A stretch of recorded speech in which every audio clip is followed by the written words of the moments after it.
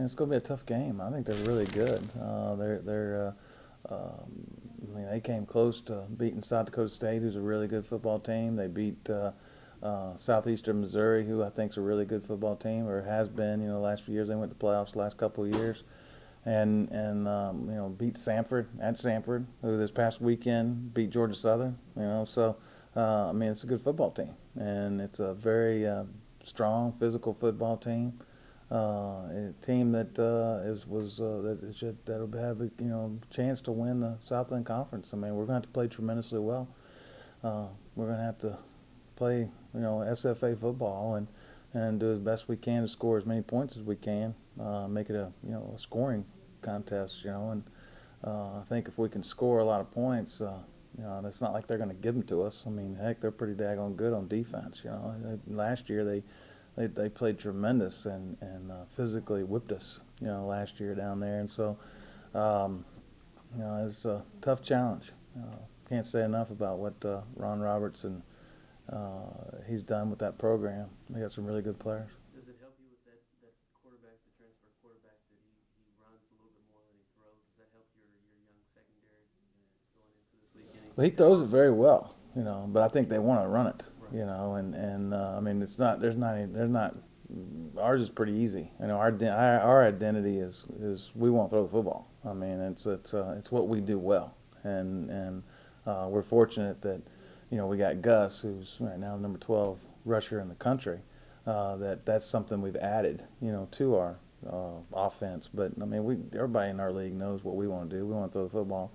I mean, he can throw the football. I mean, when forced to throw a football, but he runs it really well. He's really, really fast. And so, I mean, I can't blame him for wanting to run it, because he gets on the edge. It's as a freshman, you're covering or you're tackling. I mean, either way, you're still a freshman. And so, I mean, it just is. It's just a process, And so, I don't know if there's one that's better than another. I mean, the best thing for our guys would be just more practice.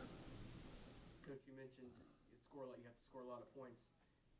Does your offense feel that kind of a pressure in a game, saying, "Hey, we got to keep scoring"? Does that pressure ever build up and kind of make them maybe not execute the way they're capable of? I haven't seen that. I mean, we scored against Weber. We scored 50, I think, and then every game but one we scored 48. Right. Am I right? Right. I'm just saying the pressure to score that many points is. That's what we do. I mean, there's those guys that are in that room on the offensive side. That's what they came here to do. They came here to score. I mean, the objective when we go out in the field, if you're going to be an offensive player at SFA, is the objective is to score. And so if we would have scored in both losses at combined loss of 18 points, 10 against Weber and 8 against Prairie View, if we score every time inside the red zone, we're 4-1. And so, we got to score, and that's the objective. And so offensively, that's what we do. I think they like that. I mean, I don't think if you had, Michael Brooks and DJ Ward and AT and Tyler Boyd, I mean, all four of those guys, really believe they're pretty good football players. And I mean, they're all right now in the top 47 in the nation in receptions. I don't know if there's another team out there that has 4 players in the top 50 in the country. So those guys want to do this. And Gus is number 12 in the nation in rushing. And Brady's number 2 in passing and in total offense. And so I'd say those guys' egos are pretty big. They got big heads. And so, we'll put it on their shoulders. I think they can handle it. You mentioned there's no doubt you want to throw the football, but given the way your defense struggles at times, I guess you'll take the points when you can take them, but running the football and keeping them on the sideline, does that ever, no? No, we're trying to figure out how we can get more possessions. Yeah. We're trying to figure out how we can have more. I mean, we got to do. We're looking at the clock. We're studying to see how there might be able to squeeze some more time. Because if we had 15 seconds, I believe, against Prairie View on the 15-yard line, we'd have one more play. I think all we needed was one more play, and so somewhere in there's got to be another play where we can find, where we can play faster and secure the clock. I mean, luckily we had 2 timeouts left. Thought we did a great job of managing the game. But we gotta find. We were in the Prairie View game. we had to have a big play. With the clock the way it was like a minute and 30 some seconds to go, and we had, in order for us to have a chance there at the end, we had to have a big play. Well, AT makes a big play. You know, when Brady AT makes a big play, and you know we get down, we get to the 15-yard line, we need one more big play, and we just ran out of time.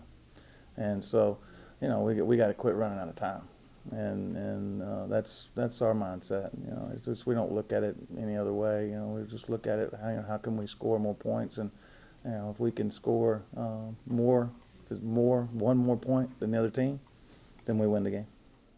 And last question, just starting Southland Conference play with a win, what would that kind of do moving forward for this team? I think it'd be good. I mean, you know, the Montana State game was a big game, you know, but you know, I don't think as a football team you can't be too high or be too low, you know. And I think that you know, confidence, you know, that's why I use the term always times. It is what it is. When all four of them receivers are in the top 50 in the nation, I mean, there's other people throw the football besides us, and you got a running back that's in, you know, number 12. You got a quarterback that's number 2 in the nation. Those guys got confidence. I mean, it's going to be hard for those guys to, you know, I don't think they necessarily have to have a win this weekend for them to be confident the next week. You know, you got to come back to work and do your job. You know, and so, you know, if guys need confidence, then they're in the wrong business. You know, because 50% every weekend win, and 50% lose.